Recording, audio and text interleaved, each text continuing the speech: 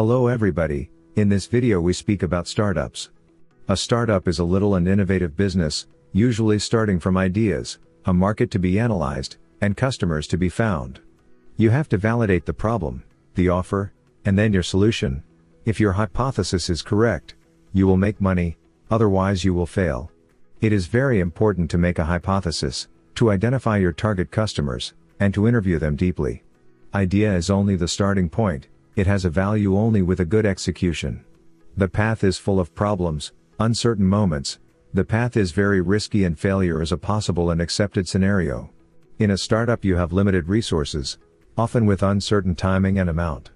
The best feature is that, if you reach the goal, it is a very profitable business.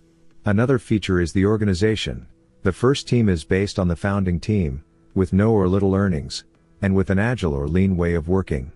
Money does not usually arrive from banks, as they prefer low-risk scenarios. Money arrives from private investors, family, friends, and then business angels. Business angels act as mentors too, they risk a lot in this business, so they help you with their experience. It is expected that a startup grows quickly in the first phase. The team has to act rapidly in understanding, experimenting, and improving the business. A startup should foresee an exit strategy, as this is a high return on investment process. This way, your startup is more likely to be financed by private investors. Exit strategy is based on big competitors that see you as a problem, or an opportunity to grow, and they decide to buy your business. This is a typical sequence a startup follows to refine the business. You try your hypothesis, you analyze, you learn, you change, and you try again. You continue to follow this sequence until you reach good results or you think it is better to change completely business. The value proposition canvas is a good tool to find a one-to-one fit of customer needs and your product, in every phase, in the hypothesis phase, after some interviews, after some refinement cycles. The business model canvas helps you to fit all important elements of the startup on a single page, and to see all interactions between them. A market is usually not defined for a startup. Analyzing competitors, and validating the problem helps you to define your target market and its value. A startup usually points to a target market, that is part of bigger market, as scalability is a basic feature for startups. The serviceable obtainable market is the first target market of a startup. Once captured that segment, the startup can point to the next level to grow. The first and widest fail reason for a startup is to fail the market need.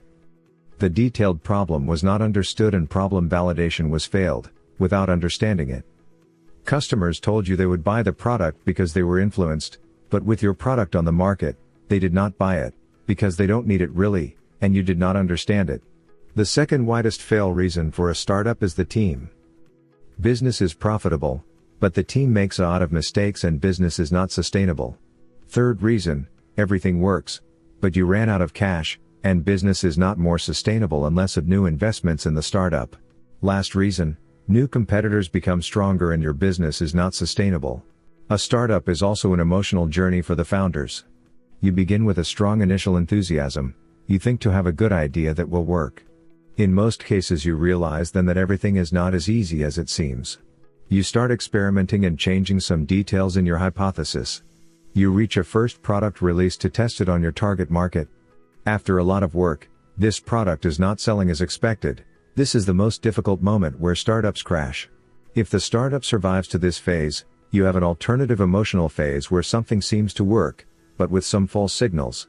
After a lot of experiments and changes, startups find a product market fit, the right product for your target market. This is the time where investments arrive, you are selling more and more, and the startup grows to become a small medium enterprise. Good luck for your new startup. I hope this was useful for you. Thank you for watching Simple Money Tips. We are working on other business examples.